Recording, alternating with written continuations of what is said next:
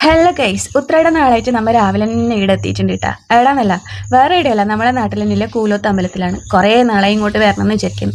ഏകദേശം എല്ലാവരും വന്നിട്ട് വീഡിയോസും ഫോട്ടോസൊക്കെ എല്ലാം എടുത്തിട്ട് പോയിട്ടാ. നമ്മൾ കുറേ വരാൻ വൈകിപ്പോയി. എത്തിയപ്പോഴത്തേക്കുണ്ടല്ല ഭയങ്കര തിരക്കായിരുന്നു കേട്ടാ. എല്ലാവരും ഫോട്ടോ എടുക്കാനും പൂ വാങ്ങാനും എല്ലാം നമ്മ വന്നതും അതിനെല്ലാം വേണ്ടി തന്നെ കേട്ടാ. ഫോട്ടോസും എടുക്കണം, പൂവും വാങ്ങണം.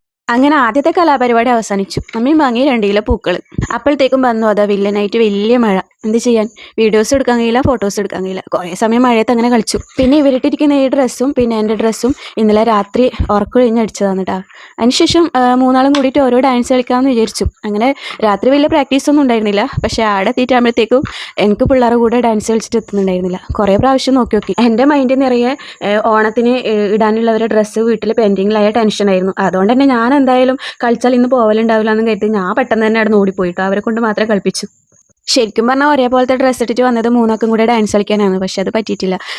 ഇവളുണ്ടോ ഒരു ഫോട്ടോ എടുക്കാൻ വേണ്ടി പറഞ്ഞിട്ട് എനിക്ക് സമയമില്ല, സ്റ്റിച്ച് ചെയ്യാനുണ്ട് അത്ര, പെട്ടെന്ന് പോവാ പറഞ്ഞു. ഇവളെൻ്റെ 1 മണിക്കൂറാണ് എന്നിട്ടാ കളഞ്ഞത്. ഏതായാലും ചൊടി മാറ്റിയിട്ട് ഓക്ക് ഇഷ്ടപ്പെട്ട തരത്തിലുള്ള ഫോട്ടോസ് എല്ലാം എടുത്തു കൊടുത്ത്. കൂലോത്ത് അമ്പലത്ത് എത്തിയ പിന്നില്ലേ ആദ്യം പോകേണ്ടത് എവിടെ അറിയോ? താമരക്കുളത്തിലാണ്. നമ്മ പിന്നെ മല്ലിപ്പൂ കണ്ടുകൊണ്ട് അങ്ങോട്ടേക്ക് പോയിന്നേലും. പിന്നെ അവസാനം താമരക്കുളത്തിലേക്ക് എത്തിയപ്പോൾ ഇതാണ് കേട്ടോ അവസ്ഥ. മഴയൊക്കെ വന്ന് പൂവൊക്കെ കുറഞ്ഞു കേട്ടാ. എന്നാലും 2-3 എണ്ണം പൂത്തു നിൽക്കുന്നുണ്ടായിരുന്നു. കഴിഞ്ഞ വർഷം ഇങ്ങനെയല്ല, ഫുള്ളും പൂവുണ്ടായിരുന്നു. അപ്പോൾ നമ്മൾ വീഡിയോ എല്ലാം എടുത്തിട്ടുണ്ടായിന്.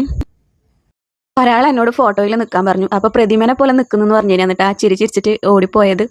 അങ്ങനെ താമരക്കുളത്തിൻ്റെ കഥ ഇത്രയേ ഉള്ളൂ. അപ്പോൾ അതിനിടയിൽ ഒരാൾ താമര മൊട്ട് മോഷ്ടിക്കുകയുണ്ടായി. അപ്പോൾ ഇന്നത്തെ വീഡിയോ ഇത്രയേ ഉള്ളൂ. ബൈ.